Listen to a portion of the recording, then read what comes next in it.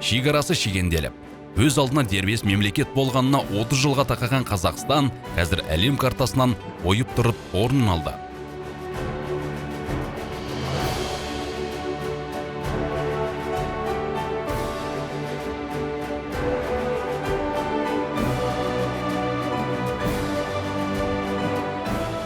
Бабаларымызға арман болған тәуелсіздік қолымызға тигелі, көш ілгері елдермен тереземіз теңесті. Бүгінде Қазақстанды білмейтін ел жоқ. Бұл тұрақтылық пен парасаттылыққа жетелеген еліміздің тұңғыш президенті, елбасы Нұрсұлтан Әбішұлы Назарбаевтың сарабдал саясатының жемісі. Елдің еңсесін тіктеген елбасы егемендік алған жылдардан бері ел жастарының келешегіне ерекше мән беріп келеді. Жастардың патриоттық рухта тәрбиеленуі, сапалы білім алуы, жақсы жұмыспен қамтылуы күн тәртібінен түскен жоқ. Айтулы бағыт бойынша жастар практикасы, жасыл ел, дипломмен ауылға, жастардың кадрлық резервтері, мемлекеттік қызмет мектебі, жастар отанға сынды игі бастамалар қолға алынды. Бұлардың барлығы да көздеген межеге жеткен жобалар. Біразы әлі күнге дейін жалғасын тауып келеді. Тәуелсіздік жағдайында Қазақстанымыз болмаған биікке көтерілді. Қандай жағдайды бастан кешкенімізді барлығы біледі. Сендер бақытты болсын деп, барлық жағдай сізден де болсын деп, біздің буын жұмыс істеді. Тәуелсіздігімізді нығайтты. Қазақстанды дүниенің барлығына паш етті.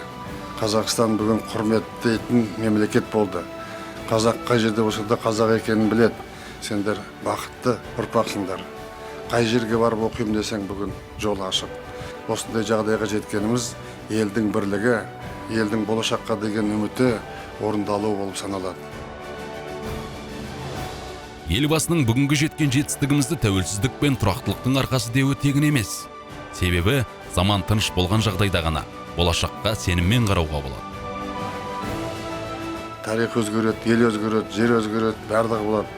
Бірақ Қазақстан мен қазақ орында болады, өркендейді, өседі. 2050 жылға дейінгі бағдарлама орындалған кезде біз үлкен дамыған 30 елдің арасына енетін боламыз. Осындай қолдаудың арқасында тәуелсіз, азат һәм еркін ойлы жастардың алғашқы толқыны 1991 жылы дүниеге келді. Сондай өрендердің бірі бүгінде ел астанасында жауапты қызмет атқарып жүрген тәуелсіздіктің құрдасы Әлішер Баялиев. Тараз қаласының тумасы. Елордадағы Еуразия ұлттық университетін қаржыгер мамандығы бойынша тәмамдаған. Кейіпкеріміз жастарды жұмыспен қамтуға арналған мемлекеттік бағдарлама арқасында қызметке орналасыпты. Оқуды аяқтағаннан кейін жұмыс бойынша кішкене қиыншылықтар болды әрине, бірақ оның барлығына қарамастан шыдамдылық танытып, сабырлық көрсетіп, осы еліміздің мемлекеттік бағдарламалары жүзеге асырылып жатқанын біле отыра, жұмыспен қамтудың 2020 жылға дейін арналған жұмыспен қамтудың 2020 бағдарламасы аясында жастар практикасы арқылы осы Астана қаласының бағынысты ұйымы Өркен қала деп аталады. Осы ұйымда маман ретінде ең алғаш жұмысқа 2014 жылы орналастым. Осы 2014-2018 жыл аралығында маманнан бас экономист лауазымына дейін көтеріле алдым. Оның барлығы осы біздің елімізде жүргізіліп отырған саясаттың дұрыстығын, саралығын көрсетті деп ойлаймын. Елордада отау тігіп, шаңырақ көтерген Әлішер қазір Нұрсұлтан қаласының әкімдігінде қызметте. Жұмыс орны уақытша жалдамалы баспана берген. Әлішер бұны да өзіне көрсетілген үлкен қолдау деп отыр. 2018 жылы шаңырақ көтердік. Аллаға шүкір, қазір міне Астанада, Нұрсұлтан қаласында жас отбасыларының біріміз. Жас отбасы ретінде жұмыстан да үлкен көмектер көрсетілуде, қолдау көрсетілуде. Соның дәлелі ретінде мына отырған осы шағын пәтеріміз жұмыс орнына берілді. Бұл жастарға берілген үлкен мүмкіндік деп санаймын. Себебі пәтер ақысы көп емес, оның үстіне коммуналдық төлемдер де аз болып шығады айдың соңында. Ол дегеніміз болашақта өзіміздің пәтерімізге ақша, капитал жинау деп айтсақ болады. Иә, мемлекет жастардың білім алуына, жақсы жұмыспен қамтылуына жағдай жасап отыр. Ал өз кезегінде жастардың міндеті қолдарынан келгенше өз жұмыстарын жауапты атқарып, артылған үмітті ақтау, сенімге селкеу түсірмеу. Сайып келгенде барлығы осы алған біліміміздің барлығы болашақта біз осы еліміздің дамуына жұмсалады деген оймен, сондай мақсатпен атқарылған іс-шаралар.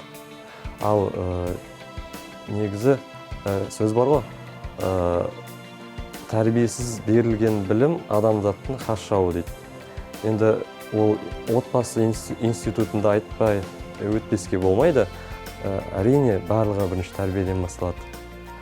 Тәрбие мен білімді ұштастырып, біз осы 21 ғасырдың заманына сай адам, азамат ретінде енді өзіміз тәуелсіздік жылында туғаннан кейін осы тәуелсіздіктің құрдастары ретінде әрқайсымыз өз септігімізді тигізуге міндеттіміз деп мен санаймын. Әлішердің бұл айтқандары жай сөз, құрғақ уәде емес. Оның табандылығы мен еңбекқорлығын қасындағы әріптестері де ерекше атайды. Жан-жақты, ізденімпаз, үнемі үйреніп, алға ұмтылып жүретін көрінеді. Әлішер Әбілқасымұлы 2018 жылдан бастап Нұр-Сұлтан қаласы экономика және бюджеттік жоспарлау басқармасында бас маман ретінде жұмыс істеп келе жатыр. Осы 2 жылдың ішінде Әлішер сөзсіз өзінің жақсы маман ретінде жақсы көптеген білімді маман ретінде өзін көрсете білді. Жұмысқа өте ұқыпты, кез келген тапсырманы орындау барысында, кез келген тапсырманы іске асыру барысында өзінің қабілетін көрсете алады, өзінің қызығушылығын көрсете алады, жаңа идеялар ұсына алады.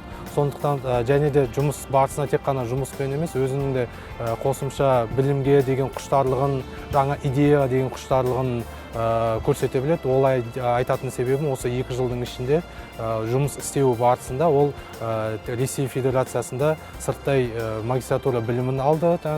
Ол жұмысқа ешқандай кедергі болған жоқ. Тіптен керісінше осы өзінің барып келген тәжірибе алып келген жерлерін айтып, бізде Ресейде мындай болып отыр екен, мындай болып отыр екен деп өзінің біраз идеяларын айтып жатты. Сол себептен біз үшін ол өте құнды маман.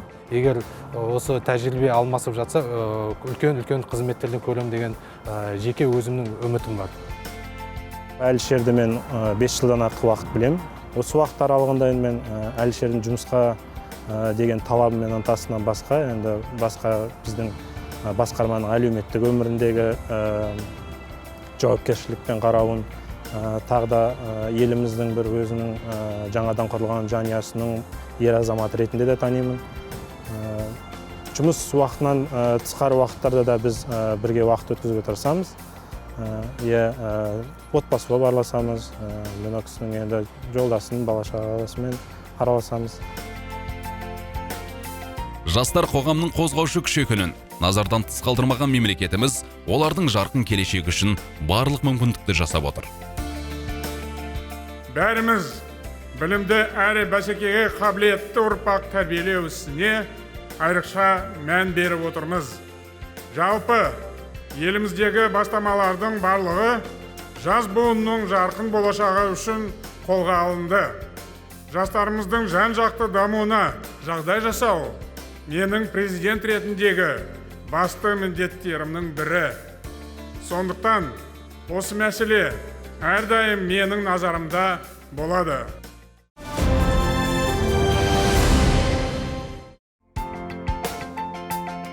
Еліміз өз алдына отау тіккен тұста дүниесігін ашқан атыраулық Гаухар Жұмабаева да тәуелсіздіктің қадіріне жетуді өзінің перзенттік парызы санайды. Себебі бүгінгі жас ұрпақтың алаңсыз армандап, ертеңгі күнге еш уайымсыз жоспар құруы осы тәуелсіздіктің арқасы. Тәуелсіздік біздің қазақ елінің басына қонған бағы деп есептеймін. Тәуелсіздікті егер ұғымына терең ойланатын болсақ, тарихқа шалынсақ, тәуелсіздікті біздің ата-бабамыз қалай армандап аңсады. Оған дәлел менің жерлестерім Махамбет пен Исатай батырларымызды өз тәуелсіздік үшін өзінің жандарын құрбан етті. Осы ата-бабамызға мың алғыс білдіріп, тәуелсіздіктің ары қарай өркендеуін, елімізді таныту ол біздің жастардың қолында. Гаухар да өз замандастары сияқты ешкімге жалтақтамай, еркін ойлап, қалаған таңдауын жасады. Білім алды, шет елде біліктілігін жоғарылатты. Осының барлығын ол тәуелсіздіктің тартуы деп есептейді. Менің ойымша, мен оқу орнынан бастағым келеді. Мен мектеп бітірдім. Қандай оқу орнына түсу маған ешкім шектеу қоймады. Ол бір тәуелсіздіктің белгісі деп ойлаймын. Қай жерге оқуға түсу, қандай мамандықты таңдау, менің отбасы тарапынан тоже шектеу болмады. Мен кішкентай кезінен тәуелсіздіктің құрдасы болғаннан ба, мен тәуелсіз баламын деп айтуыма болады. Себебі ата-анам маған ешқашан да шектеу қоймады. Оқу орнын өзім таңдадым, мамандықты өзім таңдадым. Студент бола жүре, осы мемлекеттің арқасында обмен студентами, студенттердің алмасуымен шетелге ақш еліне барып студент 3 ай жұмыс жасап келдім. Атырауда жоғарғы оқу орнын бітіріп, Елордаға келген Гаухар қазір бас қаладағы тәуелсіздік сарайында қызмет етеді. Ең бірінші өзімнің резюмемді алып, 2012 жылы қыркүйекте тәуелсіздік сарайына келдім. Табалдырық аттағаннан бастап, мен өзіне ішімнен айттым, осы жерде мен жұмыс жасаймын деп. Себебі бір кіргеннен бастап осы тәуелсіздік сарайына ғашық болдым. Тәуелсіздік сарайында қаншама шаралар өтеді. Жылына біз 100-110-нан астам шара өткіземіз. Осы 8 жыл еңбек өтілімде мен сіздерге 1000 шара өткіздім деп айтсам қателеспеймін. Елорданың жүрегінен осы тәуелсіздік сарайына жұмысқа кіргеніме өте қуаныштымын. Сол себептен шығар, оқу бітіргеннен бергі бірінші жұмысым, әлі күнге дейін осы 8 жыл бойы осы жерде қызмет атқарып келе жатырмын.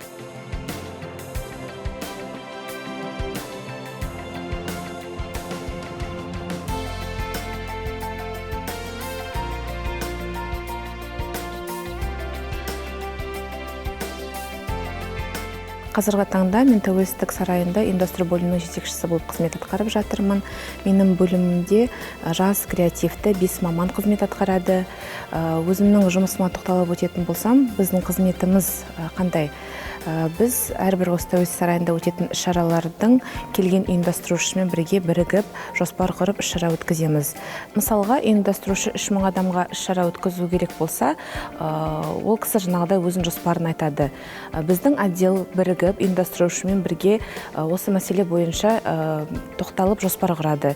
Мысалға, қонақтар келді, бұлар қай жерде тіркеу өткіземіз, қай жерде салтанатты ашылу рәсімін өткіземіз, қай жерде көрме ұйымдастырамыз, қай жерде баспасөз орталығын ұйымдастырамыз, қай жерде жаңағыдай түскі кешкі астарды ұйымдастырамыз. Осы мәселелердің бәрін бірігіп, ұйымдастырушылармен бірге біздің бөлім шешіп, іс-шараның басталуынан аяқталуына дейін ұйымдастыру, қонақтарды шығарып тастауына дейін қызмет атқарады. Тәуелсіздік сарайында көптеген маңызды іс-шаралар өткен кезде, мысалға аппарат президентінен, әкімшілігінен және де протокол президенті деп жатамыз. Бәрі де осы Гаухарды таниды. Жақсы маман ретінде, және егер Гаухар осы жұмыста болса, оларға өзінің ішінде бір сенімділік және жаңағы іс-шараның жақсы өтетініне күмән болмайды. Әрқашанда. Өйткені Гаухар осы 6 жыл, 7 жыл бойы өзінің нағыз маман ретінде дәлелдеді. Тәуелсіздік сарайы Елордадағы аса маңызды нысандардың бірі. Бас қалада өтетін салтанатты жиындар, шетел басшылары қатысатын айтулы шаралардың көпшілігі сонда өтеді. Ал сол шаралардың басы-қасында болу біздің кейіпкеріміздің мойнында. Гаухар тәуелсіздік сарайында жүріп, біздің елдің абыройы асқақ, беделі биік екеніне тағы бір мәрте көз жеткізін дейді. Тәуелсіздік сарайында үлкен-үлкен шаралар өтеді. Соның ішінде егерде мемлекет аралық шараларды айтатын болсақ, осы тәуелсіздік сарайы бір күнде 5000 адамдай қарсы алды. 5000 адамдай және осы 3 қабатта үлкен шаралар өтті. Сол кезде 130 мемлекеттің туы болған шаралар болды. Сол кезде үлкен залға кірген кезде, өзіміздің туымызды көргенде, енді қазіргі уақытта өзімнің сезіміме тоқталып кетейін. Біздің 130 мемлекеттің туының ішінде мен өзіміздің Қазақстан тәуелсіз туын алыстан көремін. Ал туды көрген кездегі сезімді айтсам, сізге өзімді мақтан тұтасың. Біздің еліміздің, жеріміздің, біздің өзіміздің туымыз бар екендігіне. Одан ары іс-шара басталар кезде біздің әнұранымыз ойнайды. Әнұран кезінде мен өзім кішкене сезімтал адаммын, кішкентай кезімнен бастап. әнұран ойнаған кезде, әнұранды айтқан кезде әрқашанда бір жүрегім дүрсілдеп, көзіме кішкене жас келеді. Көзге жас келетіндей ақ бар. Айналадағы жұрттың кейбірі бейбіт күнге зар болып отырғанда, біздің елде тұрақтылық орнап, араздасқанда татуластыратын алаңға айналдық. Гаухар осының бәрін көзімен көріп, көңілі қуанып жүр. Бостандығымыз бар еліміз. Біз шетелге барсақ та өзімізді бір тәуелсіз Қазақстан елінеміз деп мақтан тұтып айтамыз. Және қазіргі таңда жастарға айтатын да сол, біздің осы ата-бабамыздың бізге қалдырған аманатын, тәуелсіздігін біз одан биікке көтеріп, туымызды жерге түсірмей биікке көтеріп жұмыс атқаруымыз қажет. Және де қазіргі әлемдегі елдердің қатарына қосылып, жаңа 30 елге, біздің елбасымыз айтқандай 30 елдің қатарына қосылу, ол біздің қолымызда деп есептеймін. Ол біздің жастарға байланысты. Қазіргі таңда өзімнің құрдастарыма немесе жастарға қарасам, менің күмәнім жоқ. Қазіргі кезде жұмыс жасап, одан сайын елімізді көркейту әрбір жастың міндеті болып есептелінеді. Гаухардың алға қойған жоспары айқын, бағыты белгілі. Жұмысын абыроймен атқарып, елге пайдасын тигізу. Біз өзіміздің елімізде біз елге керек екендігімізді сезінуге болады. Мысалға басқа құрдастарымның сол кезде шетелдегі құрдастарымды тыңдасам, олардың ойлары жаңағыдай өз елінен кетіп қалу. Біздің студенттерді тыңдасам, керісінше бар білімді алып, өз еліне оралып жұмыс жасау. Мүмкін менталитетіміз шығар, берген ата-анамыздың тәрбиеміз шығар, бізге керісінше өзіміздің туған топырағымызда қалай біз жаралдық, солай осы елге келіп, бізге еңбек ету.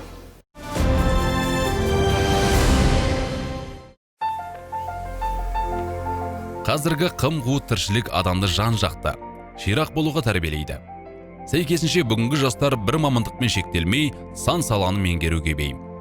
Біздің тағы бір кейіпкеріміз павлодарлық Саят Жүсіпбаев сондай сан қырлы жандардың бірі. Оның жергілікті оқу орындарының бірінде жауапты қызметімен қатар жеке кәсібі бар. Павлодар облысы бойынша, жалпы біздің аймағымыз бойынша осындай алкогольдік сусындар жоқ, және де кальян атты денсаулыққа зиянды нәрселерді таратпайтын осындай саясатты бар. Не кафе атты антикафе деген кішкентай ғана өзіміздің осындай ұйымымыз бар, мекемеміз бар.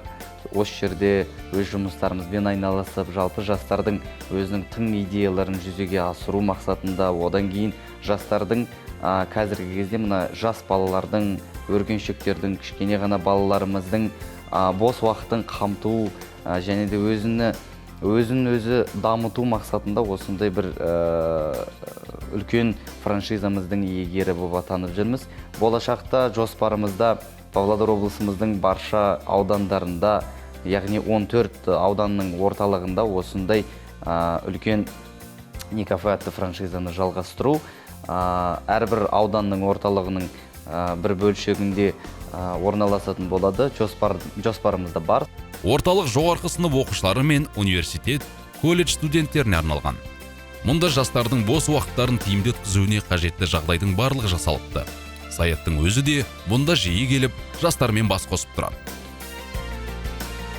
Ең басты үлкен осындай залымыз бар. Бұл жерде стендап кештері өтеді. Осы жерге жастар келіп өзінің идеяларын асырып, болмаса бір компаниялармен жиналып, осы жерде өздерінің жұмыстарын атқарады, болмаса досуктарын өткізеді. Осы жерде ойындарын ойнайды. Оған қоса мына жерде үлкен экран проекторменен, сондықтан да өздерінің караоке айтуға мүмкіншіліктері бар, кино қарайтын мүмкіншіліктері бар, және де шығармашылық жағынан өздерін дамыту мақсатында осындай бір орталығымыз бар. Тәуелсіздікпен түйдей құрдас Саят үнемі үлкен жауапкершілікті сезінетінін айтады.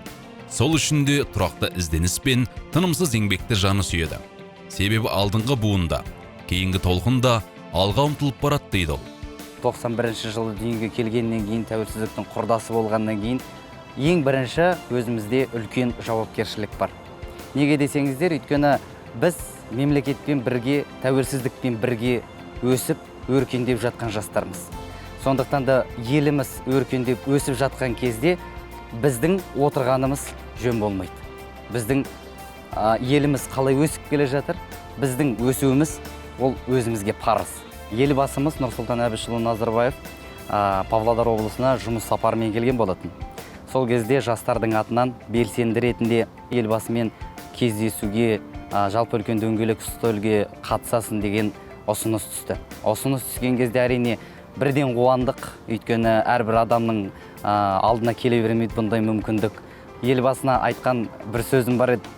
Құрметті елбасы, жастардың атынан елімізді өркендету үшін, жалпы елімізді өсіру үшін үлкен үлесімізді қосамыз жастардың атынан деп өзім уәде бергеннен кейін, жігіт болғаннан кейін сөзімде тұрарлықпын.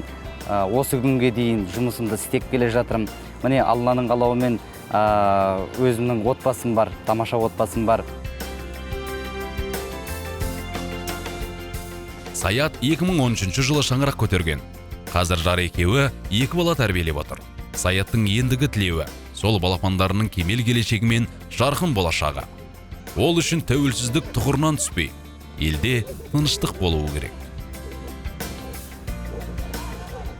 2015 жылы мемлекеттік жас отбасы бағдарламасы бойынша су жаңа пәтердің иесі атандық. Сол 2 бөлмеде қазіргі күнге дейін өз ордамызда, өз шаңырағымызда тұрып жатқан жайымыз бар. Қазіргі кезде 2 баланың әке анасы болып жүрміз. Құдай қаласа жоспарымыз да бар. Сондықтан да еліміз тыныш болсын, жұртымыз аман болсын. Осы тәуелсіздіктің арқасында осындай жағдайларымыз бар. Ол әрине ең бірінші еркіндіктің арқасы.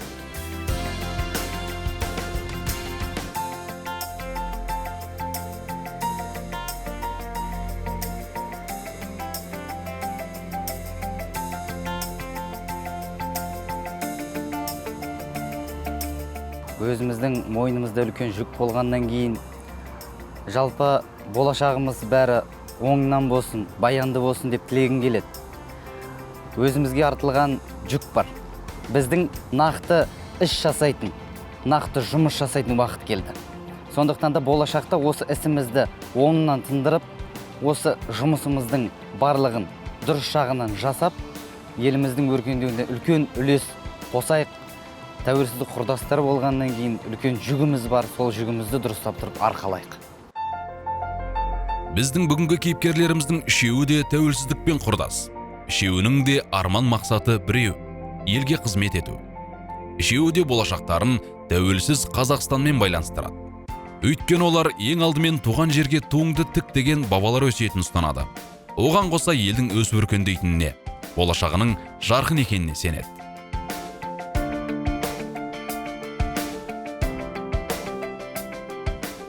Осы 30 жылдағы жеткен жетістігіміздің барлығы елдің бірлігі. Ең бірінші қазақтың бірлігі. Соның кейін көп этносты ел болғаннан кейін барлық қазақстандықтардың бірлігінің арқасында жетіп жатырмыз. Бізде бәрі бар. Елдің байлығы да бар, халқымыз да бар. Өсірген жас ұрпақ бар. Шетелде де оқып жатыр, өзімізде де оқып жатыр. Барлығы бар. Соның кейін елдің ішіндегі тыныштық, бірлік керек бізге.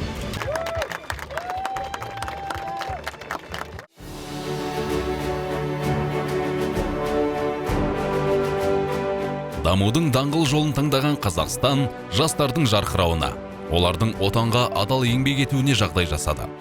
Бұл тәуелсіздіктің, егемендіктің арқасы.